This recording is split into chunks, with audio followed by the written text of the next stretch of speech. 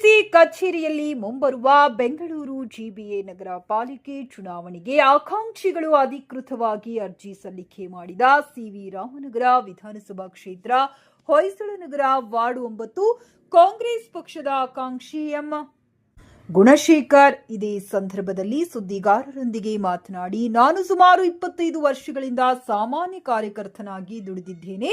ಈ ಬಾರಿ ನಡೆಯಲಿರುವ ಬೆಂಗಳೂರು ನಗರ ಪಾಲಿಕೆ ಚುನಾವಣೆಗೆ ಹೊಯ್ಸಳನಗರ ವಾರ್ಡ್ 9 ಕಾಂಗ್ರೆಸ್ ಪಕ್ಷದ ವರಿಷ್ಠರಿಗೆ ನನಗೆ ಟಿಕೆಟ್ ನೀಡಬೇಕೆಂದು ಮನವಿ ಮಾಡಿಕೊಂಡರು. ಮುಂಬರುವ ಬೆಂಗಳೂರು ಮಹಾನಗರ ಪಾಲಿಕೆ ಚುನಾವಣೆಯಲ್ಲಿ ನನಗೆ ಅಭ್ಯರ್ಥಿಯಾಗಿ ಅವಕಾಶ ನೀಡಿದರೆ ನನ್ನ ವಾರ್ಡ್ನ ಸರ್ವತೋಮುಖ ಪ್ರಗತಿಗೆ, ಜನರ ಸೇವೆಗೆ ಮಾಡುವುದೇ ನನ್ನ ಏಕೈಕ ಗುರಿ. ನಿಮ್ಮೆಲ್ಲರ ಪ್ರೀತಿ, ಆಶೀರ್ವಾದ, ಬೆಂಬಲ ಸದಾ ನನ್ನ ಮೇಲೆ ಇರಲಿ ಎಂದು ತಿಳಿಸಿದರು.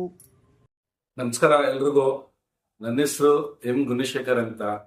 C V Ramanagara constituency Hoysalanagar ward number 9 ಇಂದ ನಾನು ಅಪ್ಲಿಕೇಶನ್ ಹಾಕಿದ್ದೀನಿ.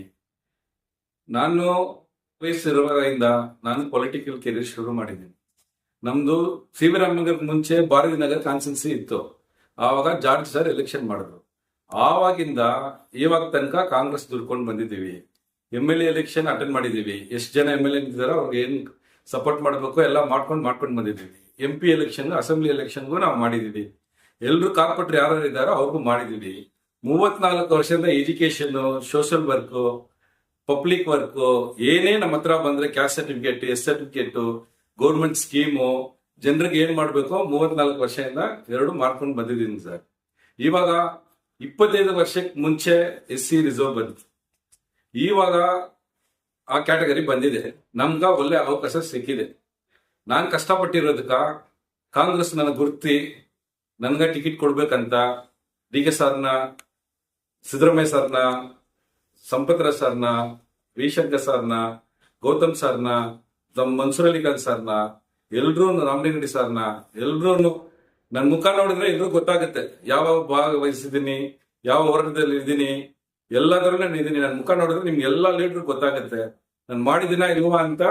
ಸೋಷಿಯಲ್ ಮೀಡಿಯಾ ಇರುತ್ತೆ, ಲೀಡರ್ ಮುಖ ಇರುತ್ತೆ.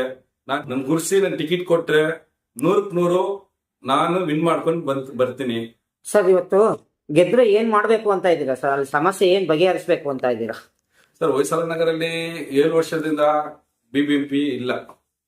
ಆದ್ರಿಂದ ಟೋಟಲ್ 0 ಆಗಿದೆ. ಪಾರ್ಕ್, ಹಾಸ್ಪಿಟಲ್, ನಮ್ಮ ಏರಿಯಾನಲ್ಲಿ ಲೈಬ್ರರಿ ಇತ್ತು, ಲೈಬ್ರರಿ ತೆಗೆದಿದ್ದಾರೆ. ಲೈಬ್ರರಿ ಕಟ್ಟಿಸ್ಬೇಕು. ಎಜುಕೇಶನ್ ನಮ್ಗೆ ಮೈನ್ ಇಂಪಾರ್ಟೆಂಟ್ ಕೊಡ್ಬೇಕು. ನೀಟ್ನೆಸ್ ಮೈನ್ ಇಂಪಾರ್ಟೆಂಟ್ ಕೊಡ್ಬೇಕು. ಜನರನ್ನ ಬೇರೆ ಲೆವೆಲ್ ತಗೊಂಡೋಗ್ಬೇಕು. ಡಿಜಿಟಲ್ ಅಂತ ಬರೀ ಮೊಬೈಲ್ ಕುಂತ್ಕೊಂಡು ನೋಡ್ತಾ ಇದ್ರೆ ಆಗಲ್ಲ. ನಾ ಲೈಫಲ್ಲಿ ಪ್ರಾಕ್ಟಿಕಲ್ ಡಿಜಿಟಲ್ ನಾವು ತಗೊಂಡ್ ಬರ್ಬೇಕು. ಅದೇ ನನ್ನ ಆಸೆ ಇರೋದು. ಚುನಾವಣೆ ನಡೀತಾ ಇದೆ.